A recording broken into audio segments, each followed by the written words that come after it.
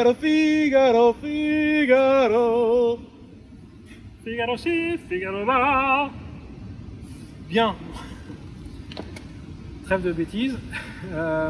Qu'est-ce qu'on doit dire? Eh bien déjà, bienvenue dans les années 50. Regardez-moi ça un peu, ce petit bonbon. Est-ce qu'on n'est pas dans les années 50? Eh bien non. Parce que qu'est-ce qui se cache derrière ça? Ni plus ni moins qu'une Nissan Micra. En deux mots, Nissan en 89 au salon de Tokyo présente cette petite chose incroyable, une étude de style. Face à l'engouement des Japonais, ils décident finalement de produire la voiture. Ils en produisent initialement 8000. C'est un délire. Ils en reproduisent 12 000. C'est toujours un délire. Alors qu'est-ce qu'ils décident de faire? D'appeler les Italiens et de savoir comment on fait en termes de marketing. Et Ferrari leur donne une bonne idée. Ils disent lancer un tirage au sort. Et donc, pour les personnes désireuses d'acheter ça, au-delà des 20 000 premières produites, il a fallu faire un tirage au sort. Vous imaginez l'engouement entre ceux qui étaient déçus et ceux qui ont pu en avoir.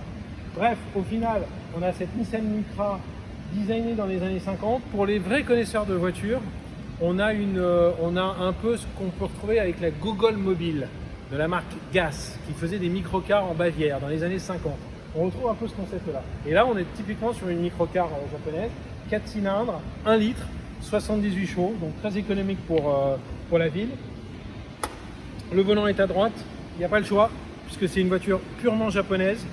Elle n'a jamais été importée, et donc le lot qu'on vous propose là est intéressant.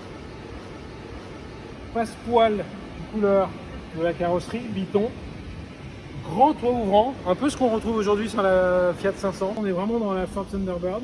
Le petit passepoil et surtout ces sièges qui sont vraiment costauds, gros par rapport à la taille de la voiture.